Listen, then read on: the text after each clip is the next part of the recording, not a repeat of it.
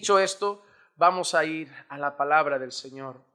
Voy a leer únicamente Mateo capítulo 5 y el versículo 7. Mateo capítulo 5 y el versículo 7. Dice así la palabra del Señor. Bienaventurados los misericordiosos, pues ellos recibirán misericordia.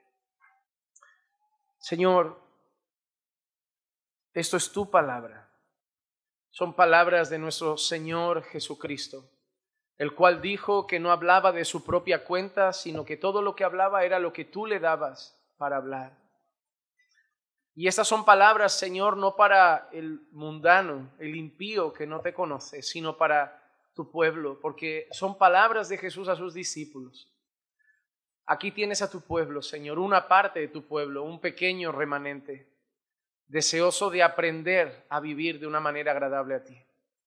Queremos que nuestra vida, Señor, te dé la gloria y que nuestra vida también adorne el Evangelio y exalte a nuestro Señor Jesucristo. Por eso que tu palabra hoy no se quede solo en los oídos o no se quede solamente en anotaciones en un cuaderno, sino que sea ministrada por tu Espíritu en el corazón y pueda dar fruto en nuestra vida. Todos sabemos, Señor, que tenemos que ser misericordiosos. La pregunta es si lo somos. Porque al final la vida no se trata de saber, sino que la marca del creyente es el que hace y no el que sabe.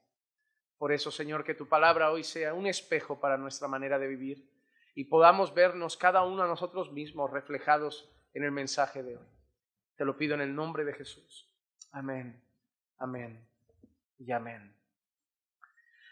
Bueno, hermanos, nosotros estamos navegando un poquito en el tema de las bienaventuranzas para empezar esta serie que decidí hacer sobre el carácter del cristiano. Cómo debe ser un cristiano, cómo luce un cristiano, cómo se ve la vida de un cristiano. No haré todo el sermón del monte y después de las bienaventuranzas seguiré con otros mensajes que tratarán temas especialmente de carácter. Pero las bienaventuranzas obviamente son un buen punto de partida cuando se trata de pensar en cómo debe ser un cristiano, porque el Sermón del Monte es un mensaje dirigido a los discípulos de Jesús, enseñándoles cosas sobre los deseos que Dios tiene, los deseos que Jesús tiene para sus discípulos. Nosotros debemos recordar que cuando Jesús enseñaba y cuando Jesús predicaba, no solo lo hacía a sus discípulos. En el contexto en el que Jesús se encontraba, muchas veces la audiencia era principalmente judía. En aquellos contextos podríamos dividir tres grupos ahí principales alrededor de Jesús. Sus seguidores, que no siempre eran discípulos verdaderamente, pues a lo largo de los evangelios vemos como gente seguía a Jesús y luego lo dejaba de seguir. Eso también nos enseña cosas que pasan en la iglesia. Nosotros podríamos estar ahí caminando con Jesús y entre los discípulos decir, fulanito se desvió, pero Jesús realmente les enseña que nunca fueron verdaderos discípulos, solamente que durante un tiempo estaban interesados en los milagros, interesados en las palabras de Jesús, quizá habían recibido o habían contemplado algún hecho asombroso y estaban cautivados por el ambiente, pero cuando uno no ha nacido de nuevo, cuando realmente el Espíritu Santo no ha obrado en el corazón, lo del ambiente dura un tiempo, al final todo se normaliza. Cuando has tenido una experiencia, todos los creyentes sabemos que de experiencias no se vive porque no duran todos los días. Hay días donde uno se siente más frío que un témpano y que está orando y parece que habla con la pared. Eso nos puede pasar a todos los creyentes. No todos los días son de fervor, no todos los días son de sentir. Esta gente que vive de emociones, la fe se acaba cuando se acaba la emoción. Pero cuando realmente hay un nuevo nacimiento, cuando realmente, como Pedro dice, seguimos a Jesús porque solo Él tiene palabras de vida eterna, a veces no tendremos emociones, pero tendremos su palabra. Y su palabra nos dirá que Él está con nosotros, que Él sigue ahí, que entonces su palabra será suficiente. Las experiencias son buenas y obviamente tener experiencias con el Señor es algo maravilloso, pero no sustentan la fe. La fe es sustentada por las Escrituras, por la palabra, por lo que vivimos a diario nutriéndonos del Señor, porque al final la vida diaria del creyente es sencilla. es vivir alimentándonos de la palabra, tener comunión con Dios en la oración, tener tiempos de alabanza. Luego podemos tener ciertos momentos donde suceden situaciones especiales, tenemos experiencias bonitas, sensaciones que nos cautivan, pero sabemos que el día a día no es así. Por eso muchas veces la gente que vivió de sentir algo suele tener muchos bajones espirituales, porque cuando deja de sentir parece que su fe se ha acabado, estoy frío. Le digo, no, estás normal, estás con la fe que normalmente tenemos todos en nuestro día a día de trabajo, de quehaceres, de ocupaciones, y que hay que hacer muchas cosas. Y vamos sustentando nuestra fe con la vida común de un creyente, ¿no? Orando, leyendo la palabra, cantando al Señor.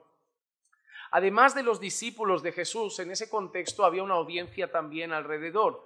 Principalmente había gente judía, no todos eran escribas y fariseos, pero eran judíos. Y luego también había un pueblo que dominaba la región, y no eran los judíos.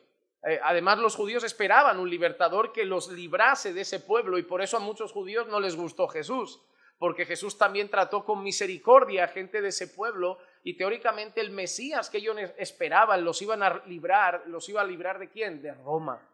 El pueblo romano era el pueblo que reinaba en aquel entonces, era el pueblo que gobernaba la región, eran los que aplicaban principalmente las normas, regían todos, y el pueblo judío gozaba de ciertos privilegios, pero incluso tenían su templo, pero únicamente porque era un trato hecho con Roma a base de que los judíos tenían que pagar impuestos, tenían que rendir ciertas cuentas al imperio, y ellos los tenían medio contentos con su templo y sus cosas, dejándoles vivir ciertamente un poco su fe, pero bajo el yugo de Roma.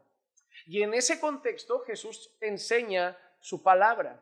Y una de las palabras que Jesús pronuncia en más de una ocasión es la palabra misericordia. Y la verdad es que esos dos grupos, tanto el grupo judío como el grupo romano, el grupo de Roma, la palabra misericordia la podían escuchar, pero no era propia para ellos, no era algo que practicaban mucho. Ni los judíos ni los romanos estaban acostumbrados a poner en práctica esa palabra, la palabra misericordia. Para empezar, los judíos, Jesús incluso les dirige unas palabras directas y los denuncia por esa falta de misericordia, ¿no? En Mateo 23, Jesús dice: «Ay de vosotros, escribas y fariseos hipócritas, porque pagáis el diezmo de la menta, del eneldo y del comino, y habéis descuidado los preceptos de más peso de la ley, la justicia, la misericordia y la fidelidad. Y estas son las cosas que debíais haber hecho sin descuidar aquellas». Así que por un lado, una de las cosas que Jesús le dice a los escribas y fariseos, a los judíos, que ellos mejor que nadie debían saber sobre la misericordia. Ellos son los que conocen el Antiguo Testamento, conocen la ley, conocen los profetas, conocen los salmos, y si tú quieres buscar la palabra misericordia, ¿cuántas veces aparece en el Antiguo Testamento? No son 5 ni 6, son muchas veces. Muchas veces donde el pueblo clama a Dios por misericordia, donde se define a Dios como un Dios misericordioso y donde Dios sigue mandando a su pueblo ser un pueblo misericordioso. Así que el pueblo judío estaba harto de leer, harto de escuchar y harto de saber que Dios era un Dios de misericordia y que ellos, por lo tanto, debían ser un pueblo misericordioso. Sin embargo, Jesús les llama la atención a líderes religiosos y les dice: mira, lo de fuera lo estáis haciendo bien, diezmáis la menta, el eneldo, diezmáis, hacéis los rituales externos, veo que lo hacéis, pero los de más peso, los más importantes, los que apuntan adentro, los que apuntan al corazón, no los estáis haciendo. La justicia, la misericordia y la fidelidad. Y Jesús les dice: haced esto sin dejar de hacer aquello otro.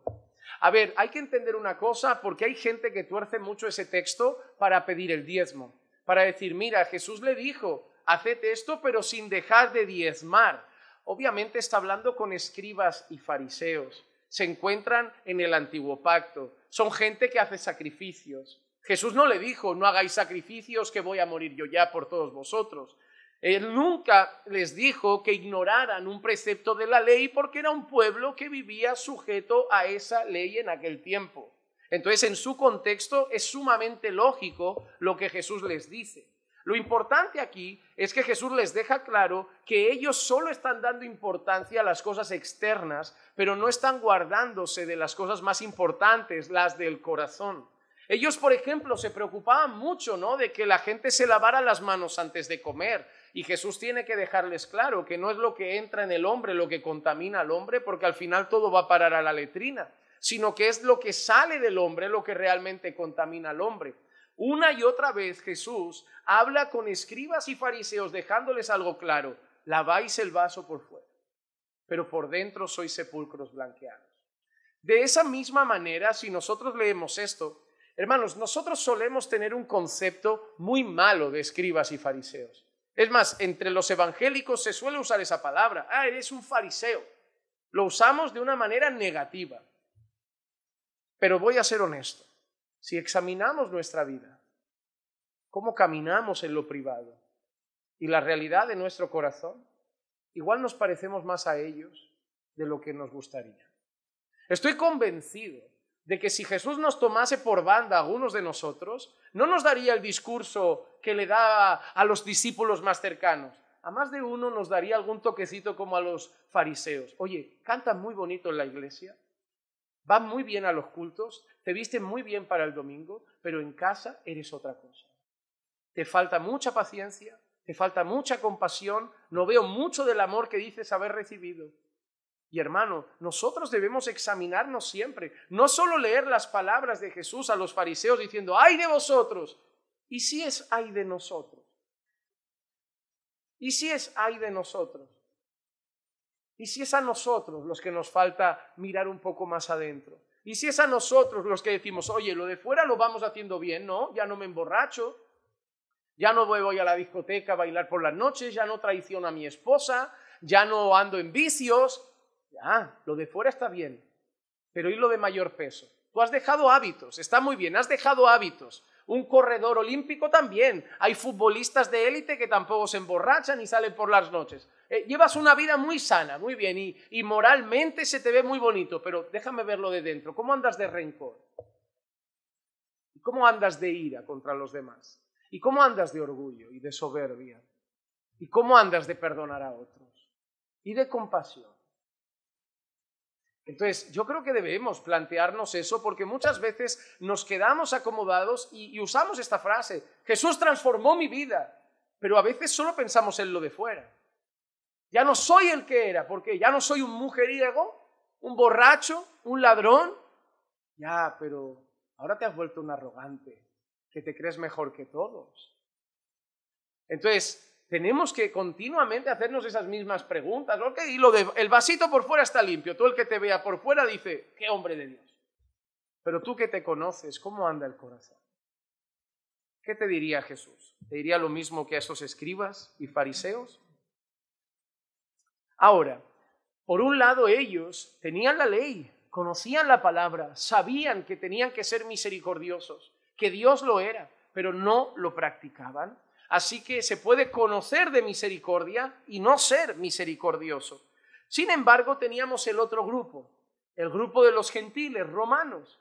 Ellos podían hablar y escuchar de misericordia, pero en aquel tiempo el contexto de los gentiles romanos consideraban la misericordia una debilidad humana. Ni siquiera veían la misericordia como una virtud, sino que en aquellos tiempos se consideraba la misericordia como algo miserable. Mira lo que dijo un filósofo de aquel tiempo romano. La misericordia es la enfermedad del alma, lo que implica que ser misericordioso es ser sinónimo de debilidad y cobardía.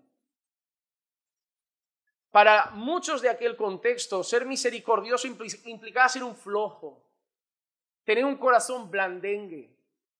Y por lo tanto, para el contexto romano, que les gustaba mucho el juicio, la conquista, la invasión, el tener un gran imperio, el saqueo, la victoria, el tener compasión, el tener misericordia, era una señal de debilidad. era una señal de debilidad. Lo que sí sabemos es que la falta de misericordia es el reflejo de un pueblo sin Dios.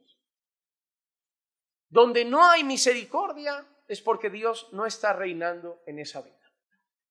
Porque la Biblia lo deja muy claro. Por ejemplo, el hombre sin Dios, en general, es un hombre en un mundo falto de misericordia. Romanos capítulo 1 y el versículo 31 dice, cuando describe a los hombres caídos, dice, sin entendimiento, indignos de confianza, sin amor, despiadados.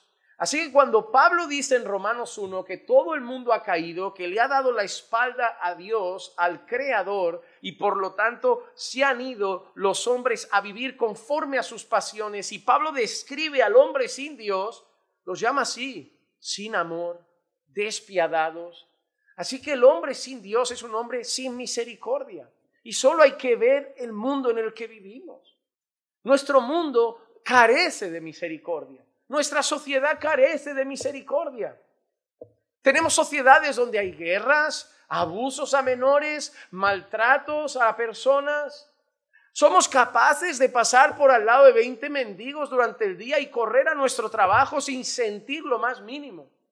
Yo ya no te digo que haya gente que diga, oye, me duele, pero tengo que ir a trabajar, no me puedo parar a salvarle la vida. Sin embargo, hay gente que simplemente no siente nada. Nos hemos vuelto ajenos al dolor. Vemos un fallecido en la carretera y sacamos el móvil más por el morbo de mostrar a la gente que vio un cadáver que el dolor de que alguien perdió una vida. Vemos lo que sucede en Valencia y nos duele el día de las noticias. Pero ya han pasado unos días, ya no nos acordamos tanto de Valencia, hay que volver al trabajo, ¿verdad? Le decimos a nuestros hijos que se coman todas las lentejas porque en África hay gente que pasa hambre, pero ni pensamos en los africanos. Hablamos de ellos solo como un medio de chantaje para los niños. Pero la realidad es que vamos todos los días a trabajar y no nos acordamos de los que mueren de hambre. Y eso es nuestro día a día. Vivimos en un mundo que, oye, yo ya tengo bastante con lo mío. Yo tampoco estoy tan bien. Y no podemos vivir pensando en el que sufre. Este mundo nos hace así, nos hace para que nos preocupemos de nosotros mismos, como mucho de los más cercanos de nuestra casa. Pero no podemos preocuparnos de todo el mundo, no da tiempo, no podemos salvar a todos. Sí, pero de no poder salvar a todos y no poder acabar con el hambre en el mundo, me da igual todo, hay un punto intermedio, donde debería haber un corazón misericordioso. Pero el mundo es un mundo sin misericordia. Puede ser que de vez en cuando alguien aparezca haciendo alguna obra de caridad y eso se lo debemos a la gracia común de Dios. Porque si Dios en su infinita misericordia no trajese un poquito de esa bondad, nos estaríamos matando a diario entre nosotros. Todo lo malo que hay en este mundo es fruto del corazón del hombre pecaminoso.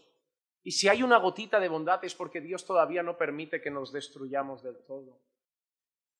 El hombre sin Dios es descrito como un hombre falto de misericordia.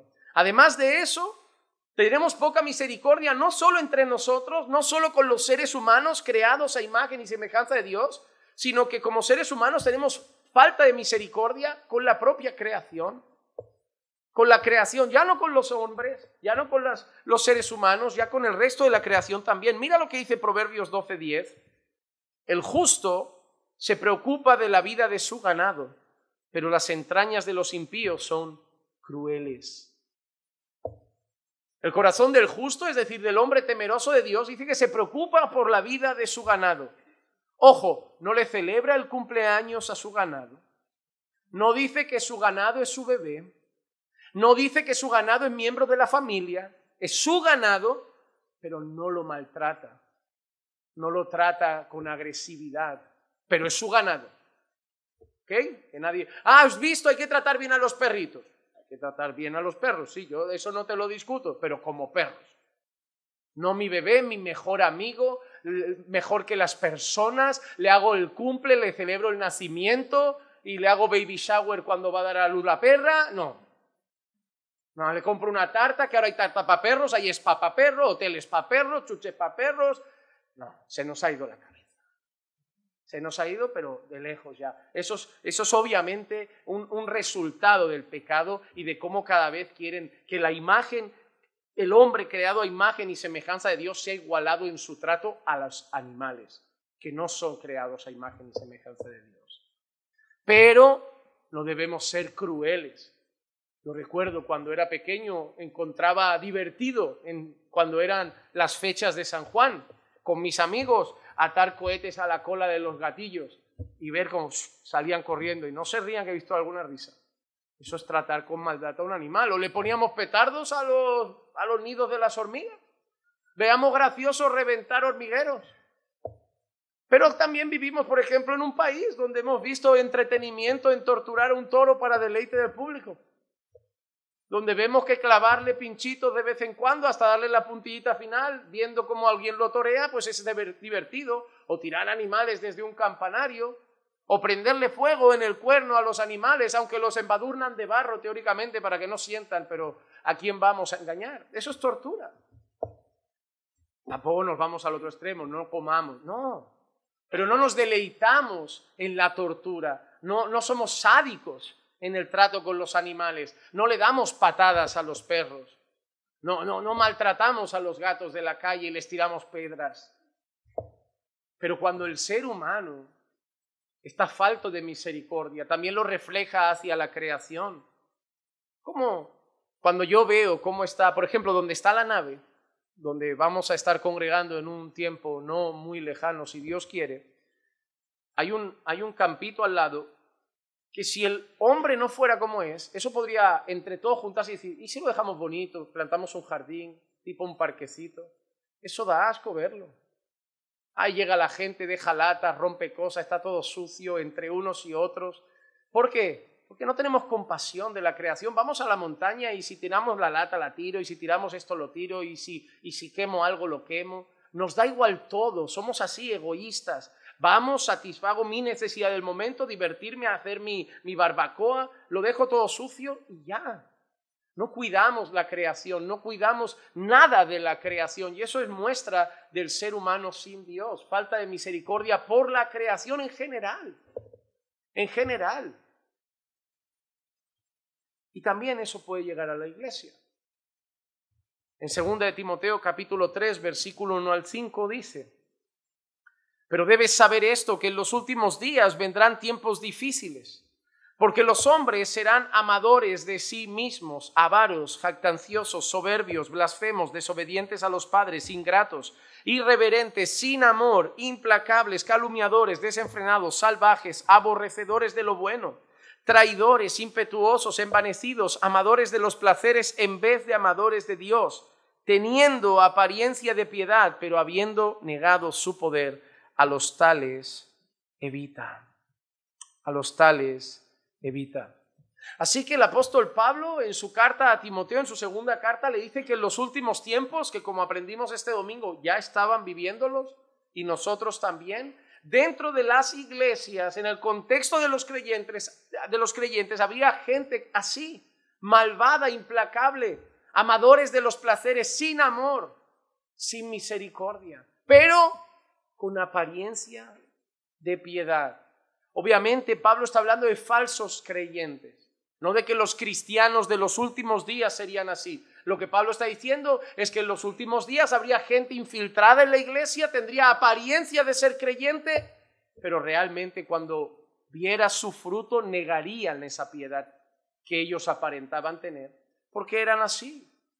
Así que tanto el hombre en general como el hombre con la creación, como la iglesia es un lugar que por causa del pecado hay falta de misericordia. No nos reunimos a veces para preguntar por qué ese hermano no viene y si vamos a visitarlo, pero nos reunimos para hablar de otro mal. Mira, faltos de amor y faltos de misericordia. Para intentar buscar la manera de levantar a uno somos muy lentos, pero para buscar la manera de denigrar a uno somos rápidos. Y eso pasa en la iglesia, el lugar donde esperaríamos que reinase la misericordia. Pero entre nuestras filas hay mucha gente que no es creyente. Porque todo lo que muestra esto es que el hombre sin Dios es inmisericordia. Porque el ser misericordioso, no mostrar un día misericordia, el ser misericordioso. Porque la bienaventuranza ha dicho que bienaventurados los misericordiosos, no los que un día hicieron una buena obra, que hay gente que un día da limosna y dice, yo ya soy... No, es igual que una persona que un día se airó, no significa que sea un iracundo, porque un día se airó, pero si hay una persona que se aira todos los días, esa persona es una persona iracunda. Una persona que un día hizo una obra de caridad no es misericordiosa. Una persona que vive con un corazón compasivo y que sufre por el dolor ajeno y que intenta en la medida de lo posible extender una mano de ayuda donde puede, esa persona es misericordiosa. Y debemos entender esto, que hay veces que nosotros calmamos un poco la conciencia haciendo una vez al año alguna cosa y eso ya soy misericordioso. No.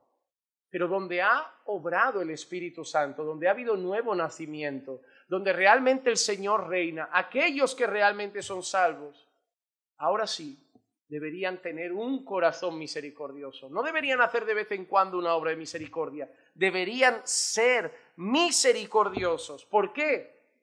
Porque es el carácter de Dios. Y si nosotros somos el pueblo de Dios, somos llamados a reflejar el carácter de nuestro Dios. En Lucas capítulo 6, el versículo 36 dice, sed misericordiosos, así como vuestro Padre es misericordioso. Así que, amados hermanos, es imposible, a la luz de la palabra, decir, soy cristiano, pero soy inmisericordia. No combina con las Escrituras. Estamos últimamente en estos tiempos inventando un nuevo modelo de cristiano, es el siguiente. Puedo ser cristiano y orgulloso, soberbio, en misericordia, iracundo, mentiroso, impaciente, con mal carácter. Digo, a ver, si tú ves las obras de la carne y el fruto del Espíritu, dices que eres cristiano, pero me estás definiendo todas las obras de la carne.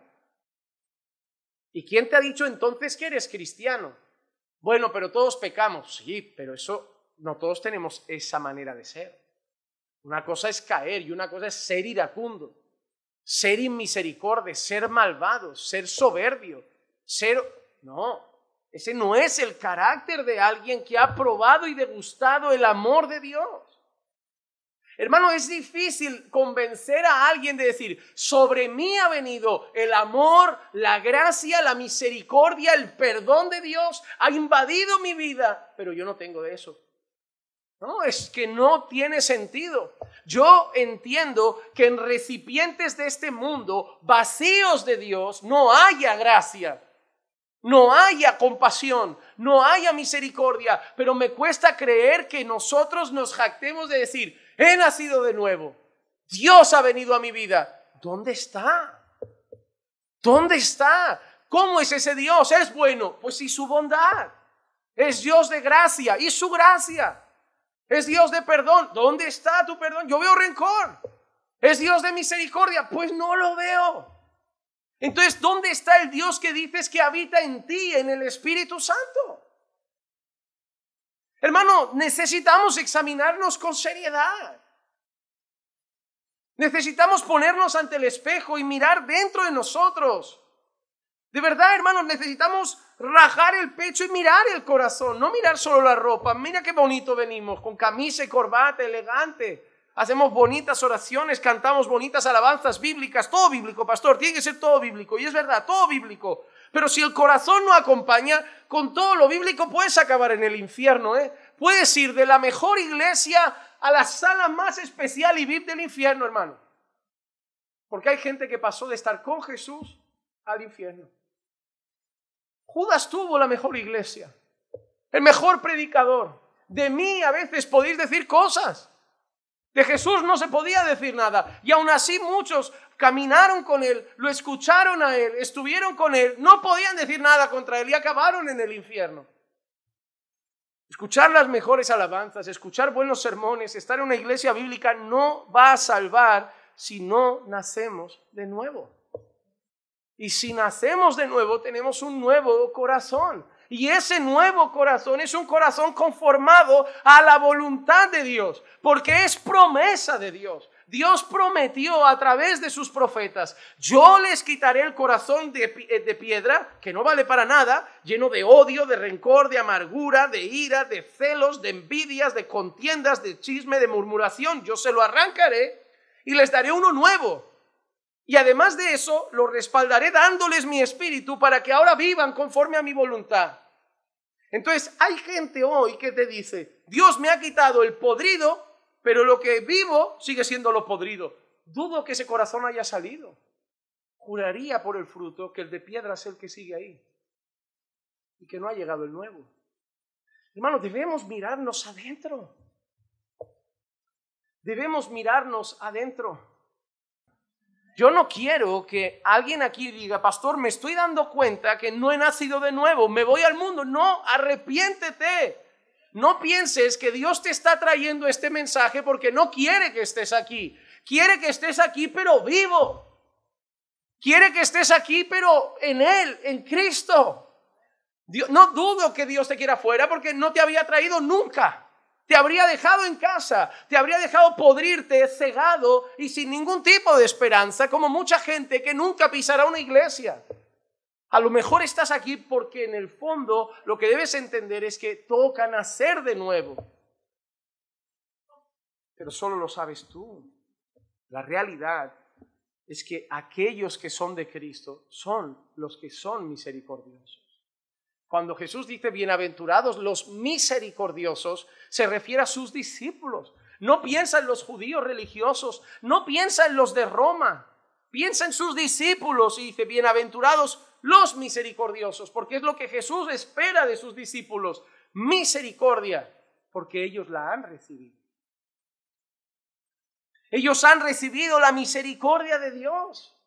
Ellos han recibido la clemencia de Dios, la compasión de Dios, y por lo tanto ellos deben ser ahora ese pueblo misericordioso. ¿Cómo podríamos definir esa misericordia?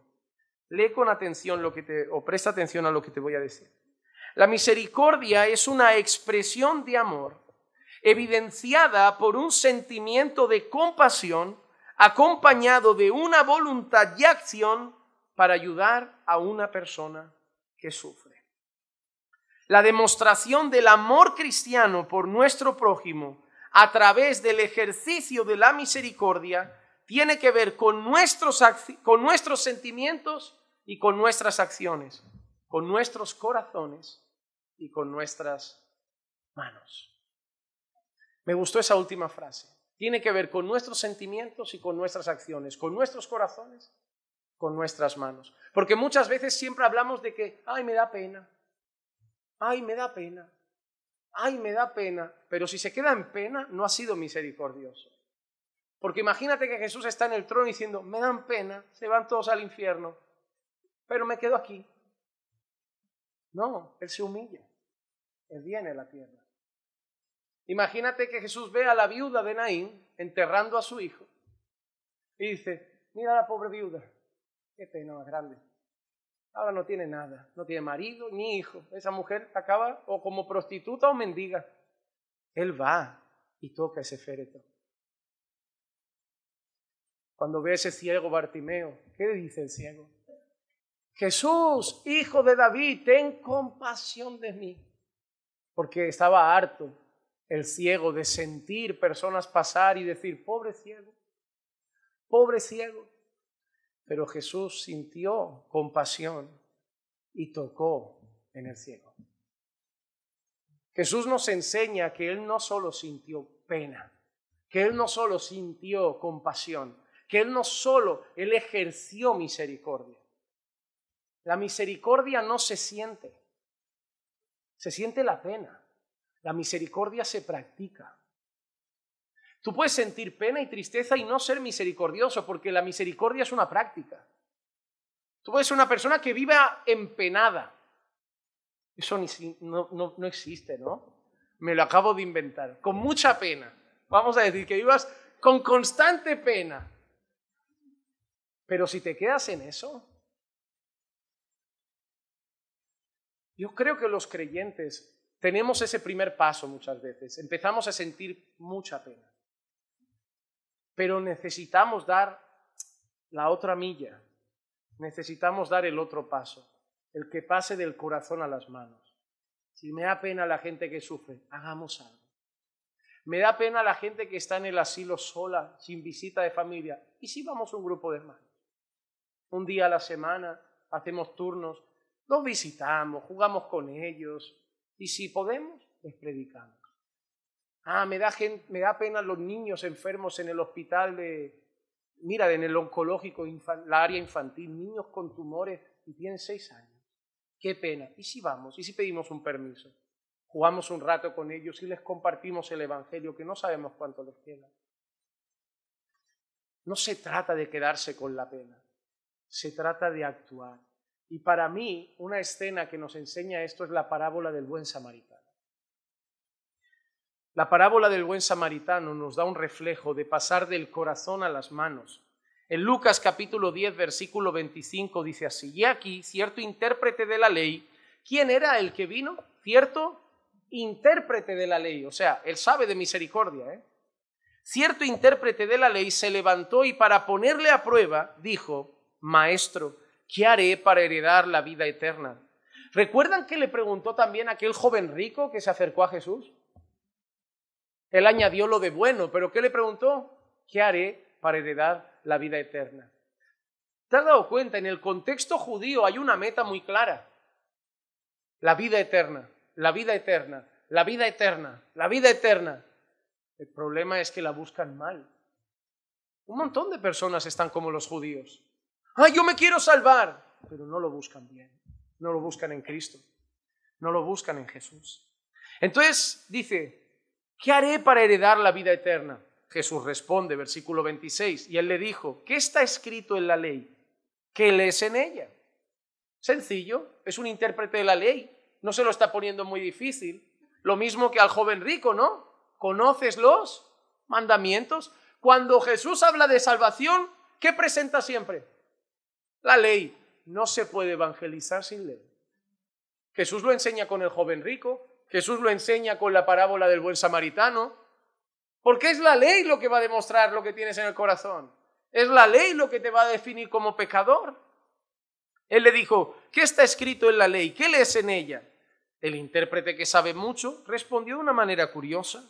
En el versículo 27 de Lucas 10 dice: respondiendo él dijo: amarás al Señor tu Dios con todo tu corazón y con toda tu alma y con toda tu fuerza y con toda tu mente, y a tu prójimo como a ti mismo. Y después de que él recitara esto tan hermoso y tan bonito, amar a Dios sobre todas las cosas, con todo nuestro ser, y amar al prójimo, Jesús habla con él y el intérprete le hace una pregunta más a Jesús en el versículo 29.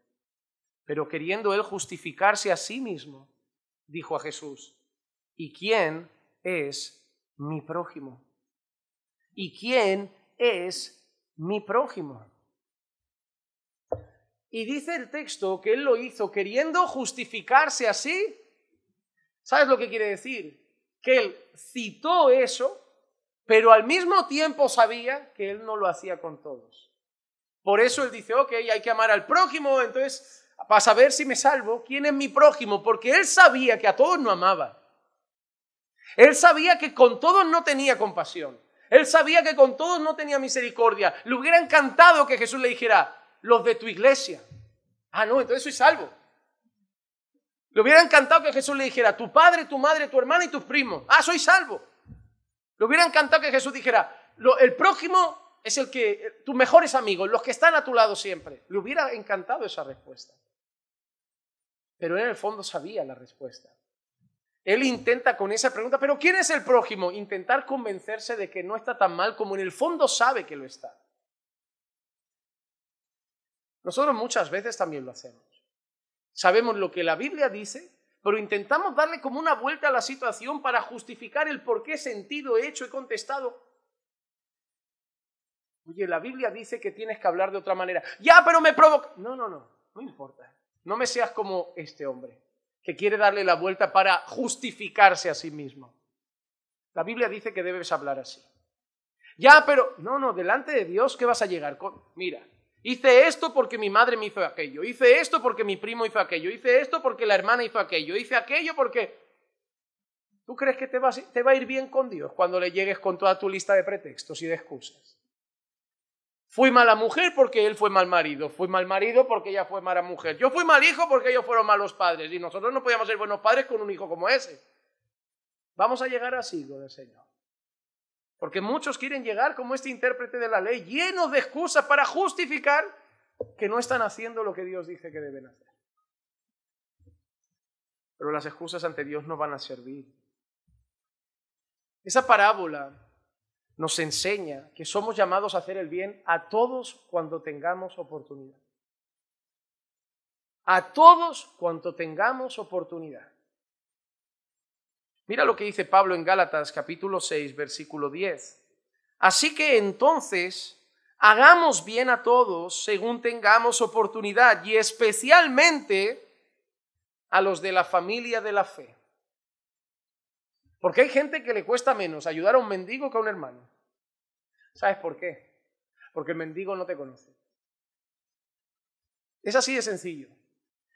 ¿Sabes por qué es más fácil ayudar a un mendigo que a un hermano muchas veces? Porque el hermano que sufre es el que no te cae tan bien. Y tus sentimientos no están tan bien con él, entonces no te nace tanto. Es más, hay gente tan ruin que mientras sufre dice, voy a dejar que Dios lo trate. O sea, eres tan miserable. Tú no le dices a Dios que te ayude a ser más como Jesús, te está dando la oportunidad. Mira, el hermano que el otro día habló mal de ti lo está pasando mal. Es la oportunidad de ser como Jesús.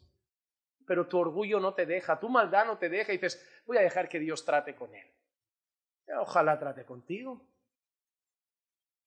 Pero como el mendigo no nos conoce, no sabe que soy orgulloso, solo va a aflorar mi buena obra y va a pensar, ¡qué hombre! No queda gente así.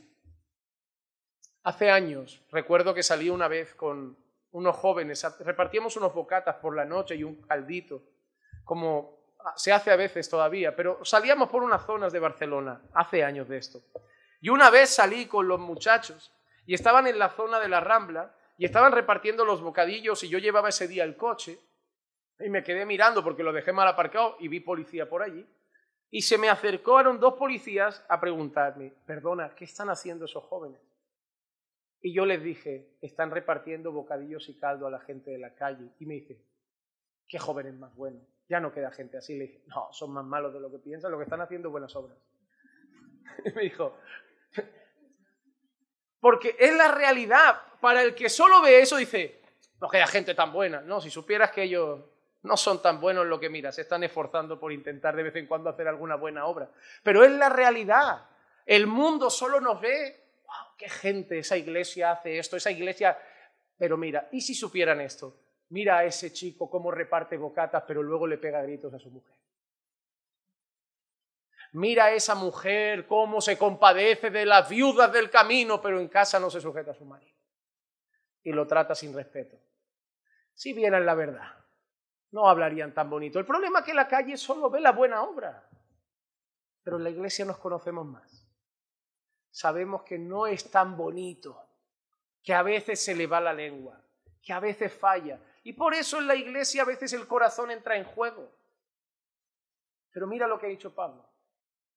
Cada vez que podáis hacer bien a alguien, hacedlo. Especialmente a los hermanos.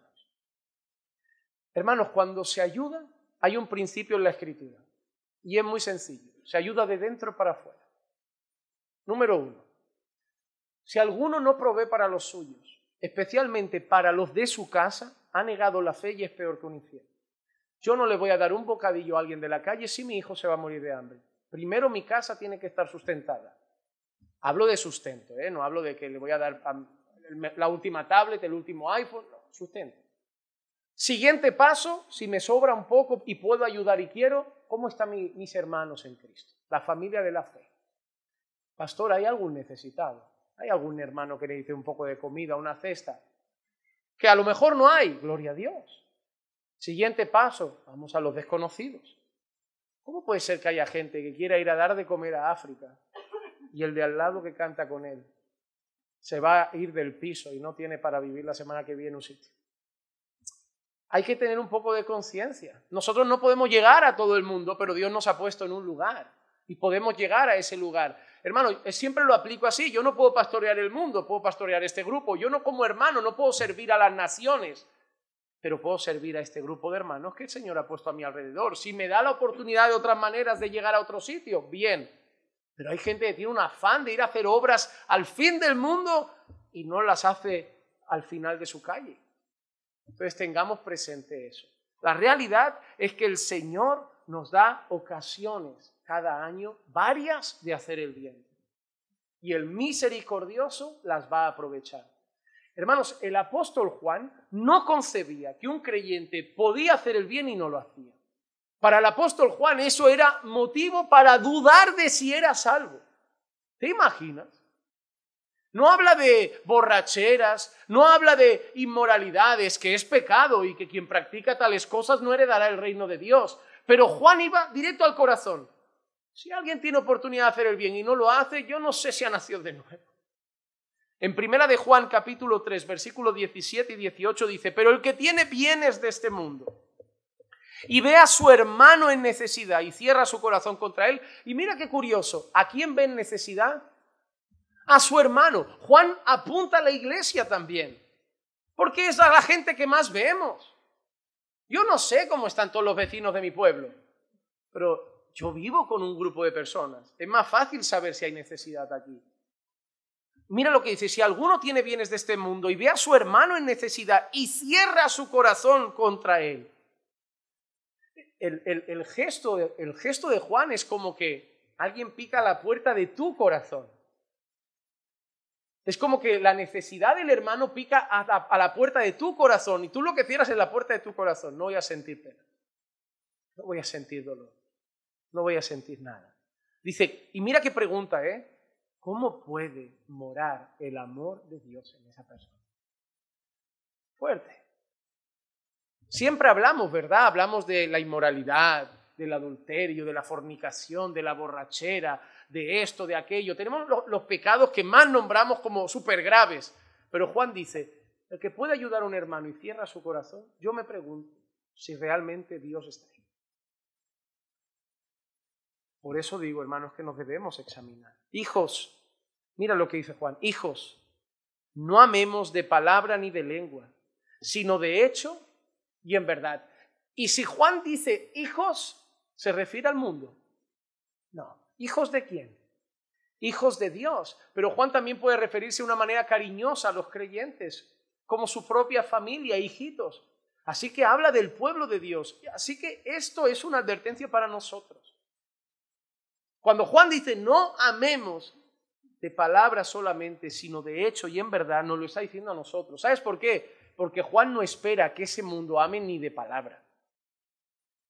Pero Juan sabe que en la iglesia a veces el amor se queda en palabras. Amo mi iglesia, amo a mis pastores, amo a mis hermanos, y se queda en palabras. Y Juan dice, no, demos un pasito más. Amemos en hechos, amemos en verdad. Y es ahí donde de una manera práctica vemos la continuidad de la parábola del buen samaritano.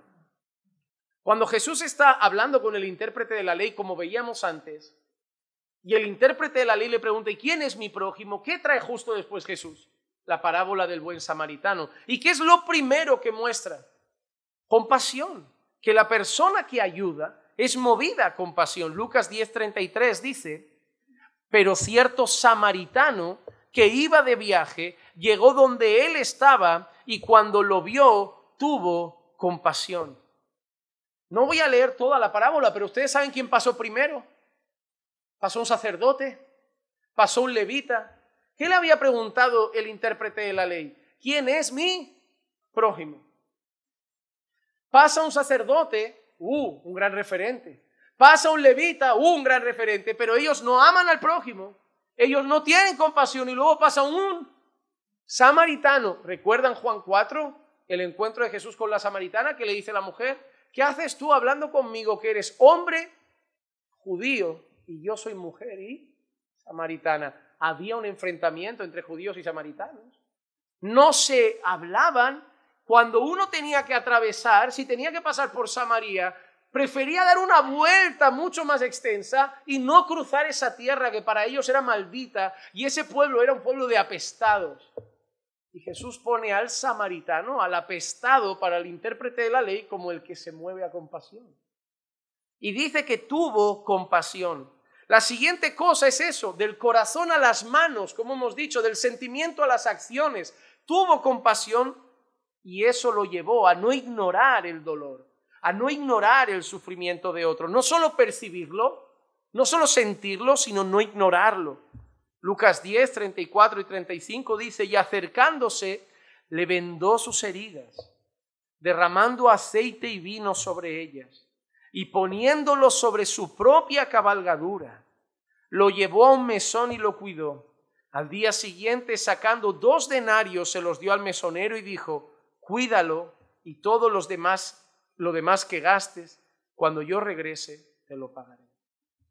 Se para, venda las heridas de la paliza que le habían dado y lo habían dejado tirado ahí en el camino, derrama aceite y vino sobre ellas, así que ya entendemos que no creo que sea Rioja lo que le está echando por las heridas, ¿no? Eso nos debería llevar a pensar que la palabra vino en la Biblia a veces tiene más de una connotación. Cuando vemos el aceite es igual, no lo está ungiendo de manera espiritual. El aceite se utilizaba muchas veces allí para fines médicos, para fines medicinales, para aliviar también el dolor. Entonces le venda las heridas, derrama aceite y vino sobre ellas, lo sube a su cabalgadura, lo lleva al mesón, dice que allí lo cuida, además de eso paga por los gastos del mesón y le dice al mesonero que si hay gastos extras, que no se los cobre a él, que seguro no lleva nada, que él ya pasa y lo paga. Eso es ser misericordioso. Eso es ser misericordioso. Nosotros pasamos por al lado de ese hombre apaleado muchas veces, pero como el levita vamos con prisa y como el sacerdote vamos al culto. Hermanos, yo no quiero que seamos irresponsables, ni que dejemos nuestros trabajos pero debemos entender que en ocasiones sí hay oportunidad de hacer el bien y no lo hacemos. Yo sé que no siempre se puede, soy honesto, pero en ocasiones es gente cercana. En ocasiones no hay ni siquiera que pararse, vendar, frotar aceite, montarlo a cabalgadura, pagar 2 denarios. A veces es traer una comprita a un hermano que no come. No cuesta, hermano. Es ir al Mercadona a hacer tu compra y echar 3 o 4 botes más que te cuestan, ¿qué? 4 euros, 5 euros, y alguien come un par de días. Pero no pensamos más allá de nosotros hasta que somos los necesitados. Ahí nos quejamos si otros no están pensando en nuestra necesidad. ¿Te has dado cuenta que a la iglesia solo le falta amor cuando soy yo el que lo necesita? Solo me doy cuenta que a la iglesia le falta amor cuando a mí no me visitaron, cuando a mí no me ayudaron. Hasta entonces no me quejaba, pero cuando yo quise el amor y no llegó, ahí sí, eso es egoísmo. A la iglesia no le falta amor, a ti te sobra egoísmo. Hermano, yo veo una cosa muy sencilla en esta vida. Pastor, la iglesia podíamos visitar a algunos enfermos. Ve, la iglesia somos todos, tú también, ve. Pastor, la iglesia podría, hazlo. Todo lo que pienses que sea para bien. Busca orientación, busca guía, busca consejo, pero no esperes siempre que la iglesia lleve un batallón. Porque a veces mi corazón va a quemar para algo y voy a invertir un tiempo extra de mi tiempo libre en hacer algo que no exijo que todo el mundo lo haga. A lo mejor me van a hacer a mí. A lo mejor se lo comparto a un par de hermanos, se apuntan, maravilloso, llegamos a más. Pero no puedo exigir a todo el mundo que haga las mismas cosas. A veces practicamos misericordia en lugares diferentes, de maneras diferentes. No todo es un ministerio. Ministerio de comida para los pobres. A veces eres tú con el mendigo que siempre está en la puerta de la oficina donde trabajas. Esa es tu manera de hacerlo. No todo tiene que ser un ministerio. Tiene que ser un estilo de vida en nuestra vida cristiana. Mira, yo te doy el ejemplo del evangelismo. Evangelizar es una maravilla, hacerlo en equipo es una maravilla, pero el evangelismo tiene que ser cultura de vida. Porque hay gente que dice, uy, no salen otros hermanos a evangelizar, pero es que tú solo evangelizas ese día con ellos, el otro hermano a lo mejor lo hace todos los días en el trabajo. Yo quiero que se entienda lo que quiero decir. Los grupos de evangelismo son una bendición, pero eso no nos debe hacer olvidarnos que evangelizar es nuestro estilo de vida. Nosotros somos llamados a compartir el evangelio siempre que tengamos ocasión. Hay gente que de todo quiere hacer un evento y un ministerio. Los ministerios están bien, pero hay gente también que evangeliza por esporas. Oye, ¿tú evangelizas? Sí, mi iglesia evangeliza. No, te estoy preguntando tú. Que lo hagan esos hermanos no significa que lo estás haciendo tú. Yo pertenezco a una iglesia que evangeliza. Ah, vale, pues entonces tú también lo haces. Yo pertenezco a una iglesia que es misericordiosa. Ah, yo también. No. Que hagamos cosas en grupo porque nos apoyamos, nos ayuda, nos protegemos, nos cuidamos, nos entrenamos, nos enseñamos unos a otros, pero eso no nos exime de la responsabilidad de comprender que hay un estilo de vida cristiano, no eventos cristianos, estilo de vida. El estilo de vida del que es misericordioso, del que ama al prójimo, del que comparte de Jesús, del que hace discípulos. Eso debe ser nuestra esencia. Es nuestra nueva manera de vivir, porque es la manera de vivir de Cristo. Cristo no quedaba una vez al mes con los discípulos, Cristo lo hacía por el camino, sentado en una mesa, al borde de una orilla. Porque es eso lo que debe ser el cristianismo, no es un conjunto de rituales y actividades, el cristianismo es una manera de vivir, la manera de vivir como Cristo, compartiendo la fe, amando al prójimo, haciendo bien a todos los que tengamos oportunidad, especialmente a los de la fe, dando un paso más de la pena a las acciones. Mira lo que dice A.W. Pink. La misericordia, entonces, es una disposición amable hacia nuestros semejantes y hacia nuestros hermanos cristianos. Es un espíritu de bondad y benevolencia que simpatiza con el sufrimiento de los afligidos, de modo que lloramos con los que lloran. Ennoblece a su poseedor, de modo que atempera la justicia con la misericordia y desdeñe la venganza. ¿Cómo desafía Jesús a ese intérprete de la ley al final? Mira cómo acaban los versículos 36 y 37. ¿Cuál de estos tres piensas tú que demostró ser prójimo del que cayó en manos de los salteadores? Y él dijo, el que tuvo misericordia de él. ¿Te has dado cuenta que no dice el samaritano? No quiere ni pronunciar la palabra, de la rabia que le acaba de dar. Bueno, el que tuvo misericordia, pero ¿quién fue? Jesús tenía que haber dicho, pero dilo, ¿quién es? Porque él no tiene misericordia de los samaritanos. Y le cuesta creer que los suyos no son el ejemplo a seguir. Pero mira que le dice Jesús, está bien, ahora ve, ¿y qué? Haz tú lo mismo. Hermano, tú y yo a veces somos como el intérprete de la ley. Sabemos, pero nos falta el ve y haz lo mismo. Lavar los pies de los hermanos, hay que hacerlo, sí. Ahora ve y haz lo mismo, si lo sabes. Pero nos quedamos muchas veces como los intérpretes de la ley, con el conocimiento pero sin la práctica. Mira, ¿cuántos sabemos que tenemos que evangelizar? Ve y hazlo, porque lo sabes, pero no lo estás haciendo. Y repito algo, si te cuesta al principio, ve con el grupo, que te va a dar un empuje, te va a ayudar, te va a quitar ese miedo, te va a dar algunos, ¿cómo le llama la gente moderna hoy? Yo le llamaba consejos de toda la vida, tips. Eso, ahora son tips. Antes era fiambrera, ahora es tupper. Antes eran consejos, ahora son tips. Antes era el chico que te gusta, ahora es crash. El mundo está mal, hermano. Falta misericordia y falta sentido común, de las dos cosas. Pero, amado hermano, la realidad es esta. Nos falta dar el paso del saber al hacer. Y también nos falta en la iglesia. Porque en la iglesia también falta misericordia. En la iglesia nos llega muchísima gente a pedir oración por cosas que están sufriendo y estoy convencido que la mayoría de hermanos no lo saben. Y yo sé que alguno me dirá, y tiene parte de razón, ¿por qué no lo dice? Sí, pero yo creo que las dos áreas tienen que poner un poco de su parte, la de por qué no lo dice, ir, y la de que no lo sabe, preguntar si todo está bien, que tampoco cuesta. Porque hay gente que no quiere tener carga sobre otros. Hay gente que nos han enseñado tan mal en este mundo. En este mundo nos han enseñado tan mal que nos han enseñado a decir esto y creer que es una virtud. Yo no quiero poner mis cargas sobre otros. A mí hay gente que me ha venido y parece que es una virtud como pastor. Yo no quería, ya tiene bastante, no quería cargarle con otra cosa. Le digo, te aplaudo. No, pero eso está bien, ¿no? Le digo, no, no está bien. Porque no me estás dejando pastorearte. Porque yo me voy a mi casa creyendo que está todo bien. Y ya que voy a orar, oro por alguien que sé que está sufriendo, pero como tú andas bien, Jesús dice que tú debes poner tus cargas sobre mí y yo las mías sobre ti. Y que debemos llevar las cargas los unos de los otros. No es una virtud guardarte tus cargas, porque es un terrible error sabiendo que no somos tan fuertes como para llevar solos nuestras cargas. Y necesitamos ponerlas sobre otros hombros. Ojo, no significa que mi pastor va a llevar mis cargas.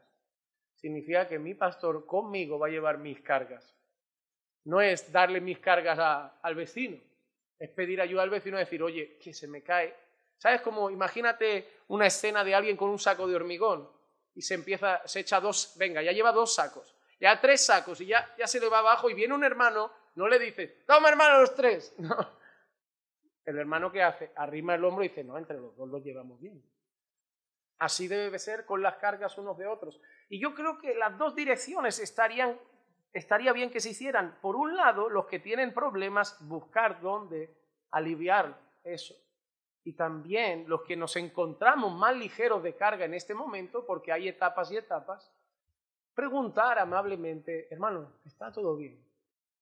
¿Está todo bien? ¿Sí? ¿No? ¿Sí? A veces simplemente es orar, ¿no? Para orar por ti, para orar por esto. Ah, ok, yo lo llevaré en oración, si es suficiente. Porque es el Señor Jesús, el ejemplo perfecto de misericordia. Porque cuando vemos el buen samaritano apunta a Cristo.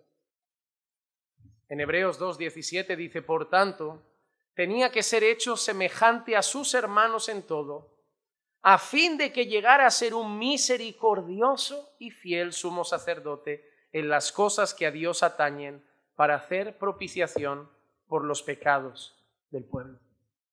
Jesús se encarnó y esa fue una manera de volverse un misericordioso sumo sacerdote, porque padeció, porque experimentó en su carne,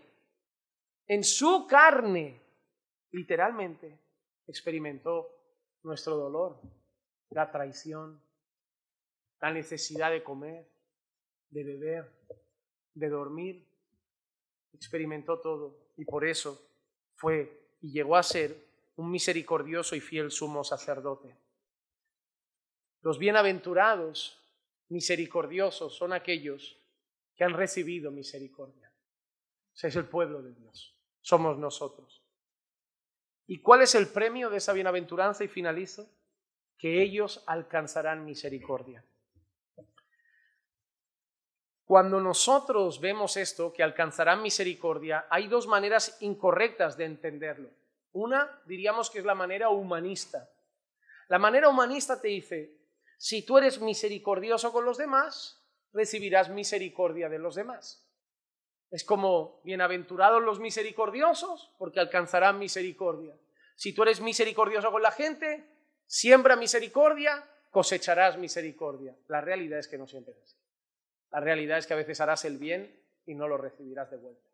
La realidad es que a veces hablarás bien de un hermano y él te pegará un palo en la espalda. La realidad es que a veces visitarás a un hermano en el hospital y ese mismo hermano cuando tú estés no irá. Así que esa no es una manera correcta de interpretarlo. Que si yo soy misericordioso con los demás serán conmigo porque así me lo devolverán. No siempre va a pasar. La otra manera equivocada es la manera católico-romana de entenderlo. Que si yo soy misericordioso, alcanzaré la misericordia de Dios. Y que la misericordia de Dios sobre mi vida será el resultado de que yo haya dado misericordia a otros. Pero eso no está bien, porque Efesios 2, 8 al 10 dice, porque por gracia habéis sido salvos, por medio de la fe, y esto no es de vosotros, sino que es don de Dios, no por obras, para que nadie se gloríe, porque somos hechura suya, creados en Cristo Jesús, para hacer buenas obras, las cuales Dios preparó de antemano, para que anduviéramos en ellas. No, hermano, no seremos perdonados por Dios porque hemos tratado con misericordia a la gente. Dios no tendrá misericordia de nosotros el día del juicio porque hemos sido misericordiosos con todo el mundo. Estaríamos generando una nueva manera de salvarse y no necesitaríamos ni siquiera a Jesús. Le diríamos a la gente lo que mucha gente dice. Solo hay que ser buena persona. La cuestión es la siguiente. Es que si tú eres salvo, si la misericordia de Dios te ha alcanzado, el día del juicio alcanzarás misericordia. Tú alcanzarás misericordia al día del juicio porque has sido alcanzado por su gracia. Y la manera que se ve en tu vida que has sido alcanzado por su gracia es que eres misericordioso con los demás. Por lo tanto, el que es misericordioso recibirá en el juicio misericordia, no porque es misericordioso, sino porque el hecho de que sea misericordioso es resultado de que ya ha recibido la gracia y misericordia de Dios sobre su vida. Mira esta frase de Scott Hoffman que dice: aquel que ha tenido misericordia de nosotros será quien nos juzgue, siendo el carácter justo y misericordioso de Cristo el criterio esencial para la evaluación. Aquellos que han recibido misericordia en Cristo serán misericordiosos con los demás, recibiendo misericordia de Cristo en el día del juicio. Así que, amado hermano, si eres creyente, desearás hacer la voluntad del Padre. Pues la voluntad del Padre es sencilla, Miqueas 6:8. Y Él te ha declarado hombre lo que es bueno. ¿Y qué es lo que demanda el Señor de ti? Sino solamente practicar la justicia. ¿Vimos la justicia el otro día? Ok. Amar misericordia y andar humildemente con tu Dios. ¡Qué casualidad! En el Antiguo Testamento yo veo 3 bienaventuranzas. Hambre y sed de justicia, misericordiosos y humildes. Porque tanto en el Antiguo Testamento como en el Nuevo Testamento, Dios siempre ha querido lo mismo. Sed perfectos como Él es perfecto. ¿Y cómo? Amad como Él os ama. Perdonad como Él os perdona. Tened misericordia como Él tiene misericordia de vosotros. Tened compasión como Él la tiene de vosotros. Y si no lo tenéis, es porque Él no lo ha tenido de vosotros. Porque no podéis dar lo que primero no habéis recibido del Señor. Pero si eres de Cristo, busca en el Señor en oración y pídele como yo se lo voy a pedir. Ayúdame a pasar del corazón a las acciones, del corazón a las manos. Ayúdame, Señor, a no mirar más la necesidad y simplemente quedarme con la pena. No podré ayudar a muchos, a todos, pero podré ayudar a varios. Pero por lo menos debe ser el deseo de mi corazón, si realmente he gustado la misericordia del Señor. Vamos a orar. Señor, te damos gracias por tu palabra que nos llama en este día a recordarnos que el carácter del cristiano es un carácter misericordioso, marcado por la misericordia porque hemos recibido misericordia. Ayúdanos a examinarnos, Señor, a la luz del mensaje de hoy, mirarnos dentro y ver realmente cuánta misericordia tenemos para los demás, especialmente para los hermanos que están más cerca de nosotros. Señor, que tu palabra dé fruto en nuestra vida y que semana tras semana estos mensajes nos transformen, Señor, por obra de tu Espíritu Santo y cada día, Señor, luzcamos una vida más y más conformada a tu voluntad. Te lo pido en el nombre de Jesús. Amén, amén y amén. Estamos bendecidos.